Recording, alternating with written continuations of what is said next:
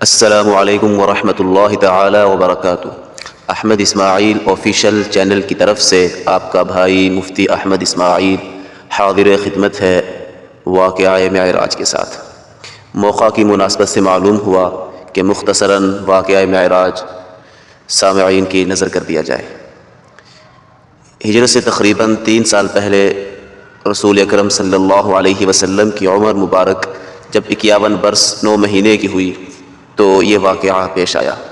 وہ اس طرح کہ حضور اقدس صلی اللہ علیہ وسلم نماز عشاء کے بعد ام ہانی بنت ابی طالب کے مکان میں سو رہے تھے کہ حضرت جبرائیل علیہ السلام فرشتوں کی ایک جماعت کے ساتھ آپ صلی اللہ علیہ وسلم کے پاس آئے اور معمول کے مطابق دروازے سے نہیں آئے بلکہ خلاف معمول مکان کی چھت کھول کر نزول فرمایا۔ اس سے یہ بتلانا تھا کہ آج عجیب و غریب واقعات ہوں گے۔ پھر ام ہانی کے مکان سے مسجد حرام میں لے گئے، وہاں سینہ مبارک چاک کیا اور قلب مبارک کو آب زمزم سے دھو کر اپنے مقام پر رکھ دیا، اور آپ صلی اللہ علیہ وسلم کو براق پر سوار کر کے بیت المقدس لے گئے۔ جب آپ صلی اللہ علیہ وسلم بیت المقدس پہنچ گئے، آپ صلی اللہ علیہ وسلم براق سے اترے۔ حضرت جبرائیل علیہ السلام نے براق کو ایک حلقہ میں باندھ دیا۔ مسجد اقصیٰ میں انبیاء کرام آپ صلی اللہ علیہ وسلم کے انتظار میں جمع تھے، اور آسمان سے کچھ فرشتے بھی نازل ہوئے تھے اور سب صف بستہ تھے۔ جبرائیل امین نے حضور پر نور صلی اللہ علیہ وسلم کو امامت کے لیے آگے بڑھایا۔ آپ صلی اللہ علیہ وسلم نے ان سب کی امامت فرمائی۔ پھر آپ صلی اللہ علیہ وسلم کے لیے ایک معراج یعنی سیڑھی لائی گئی جو کہ جنت الفردوس سے لائی گئی تھی۔ پھر اس سیڑھی کے ذریعے آپ صلی اللہ علیہ وسلم اور حضرت جبرائیل امین دونوں آسمان پر پہنچے اور آسمان کا دروازہ کھلوایا۔ آسمان پر عروج اسی سیڑھی کے ذریعے ہوا اور براق کو بیت المقدس میں چھوڑ گئے۔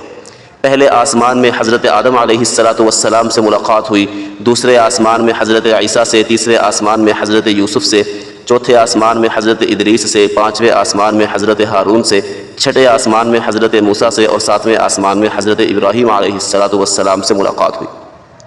اس کے بعد آپ صلی اللہ علیہ وسلم بیت معمور میں داخل ہوئے جو ملائکہ کا قبلہ ہے، اور 70,000 فرشتے روزانہ اس کا طواف کرتے ہیں اور پھر قیامت تک عود نہیں کرتے۔ اور یہ بیت معمور جس میں آپ صلی اللہ علیہ وسلم نے نماز پڑھی، 7ویں آسمان میں ایک مسجد ہے جو عرش کے نیچے ہے اور خانہ کعبہ کے برابر میں ہے۔ بالفرض اگر بیت معمور اپنی جگہ سے گرے بھی تھے صحیح تو خانہ کعبہ پر آ کر گرے، اس کا حکم وہی ہے جو خانہ کعبہ کا ہے۔ پھر جبرائیل امین آپ صلی اللہ علیہ وسلم کو لے کر سدرۃ المنتہا پر پہنچے۔ سدرۃ المنتہا ایک درخت ہے جس کو انوار خداوندی ڈھانپے ہوئے ہے اور ہر طرف سے فرشتے اس کو گھیرے ہوئے ہیں۔ یہ مقام اوپر سے اترنے والوں اور نیچے سے چڑھنے والوں کا منتہا ہے۔ کرامن کاتبین کا بھی منتہا ہے، کرامن کاتبین اس سے اوپر نہیں جاتے، اور یہی مقام حضرت جبرائیل علیہ السلام کا مستقر اور ٹھکانہ ہے۔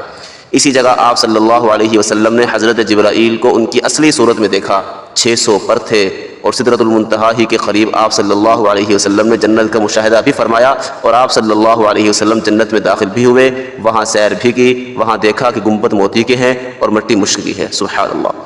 اس کے بعد آپ صلی اللہ علیہ وسلم کو جہنم دکھلائی گئی جس میں آپ صلی اللہ علیہ وسلم نے اللہ کے قہر اور غضب کا مشاہدہ کیا، پھر بند کر دی گئی۔ اس کے بعد آپ صلی اللہ علیہ وسلم کے لیے ایک سبز رفرف جھولا یا تخت لایا گیا، آپ صلی اللہ علیہ وسلم اس پر بیٹھے، اور جبرائیل امین نے آپ صلی اللہ علیہ وسلم کو اس فرشتے کے سپرد کیا جو رفرف یعنی تخت کے ساتھ آیا تھا۔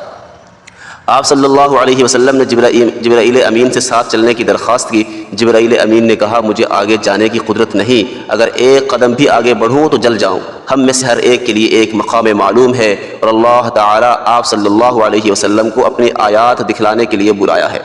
بس آپ صلی اللہ علیہ وسلم نے جبرائیل امین کو الوداع کہا اور اس جھولے یا تخت میں بیٹھ کر اس فرشتے کے ہمراہ روانہ ہوئے، یہاں تک کہ آپ صلی اللہ علیہ وسلم ایک بلند جگہ پر جہاں آپ صریف الاقلام سنتے تھے، یعنی ان قلموں کی کتابت کی آواز جو احکام الہیہ اور تقادیر ربانیہ کی کتابت کر رہے تھے، آپ صلی اللہ علیہ وسلم اسی رفرف یعنی اسی تخت یا جھولے پر جا رہے تھے کہ حضور پر نور صلی اللہ علیہ وسلم فرماتے ہیں کہ اسی اثناء میں یکایک ایک نورانی صورت نمودار ہوئی جس نے مجھے اپنے اندر لے لیا، اور میں تنہا رہ گیا، اور وہ فرشتہ جو جھولے کے ساتھ تھا وہ پیچھے رہ گیا، اور اسی دوران میں فرشتوں کی جو آوازیں سنائی دیتی تھیں وہ سب بند ہو گئیں۔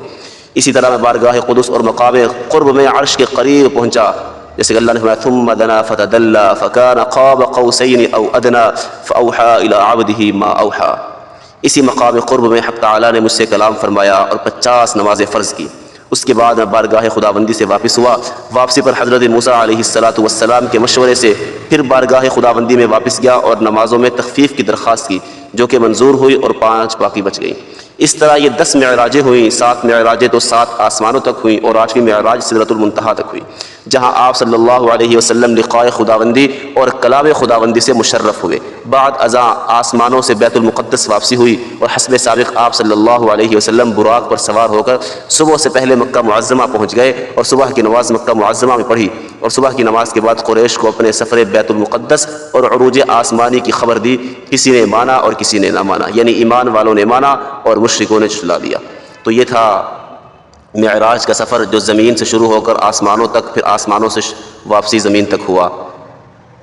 وہ احباب جو ہمارے چینل پر نئے ہیں، ان سے گزارش ہے کہ ہمارے چینل کو سبسکرائب کریں، بیل آئیکن کے بٹن کو پریس کر دیں اور آگے شیئر کریں، اور کمنٹ میں ضرور لکھ کر بتائیں کہ اس واقعہ سے آپ کو کتنا فائدہ ہوا، اور مزید ایسے واقعات اور مسائل سے آگاہی کے لیے ہمارے چینل کے ساتھ جڑ کے رہیے۔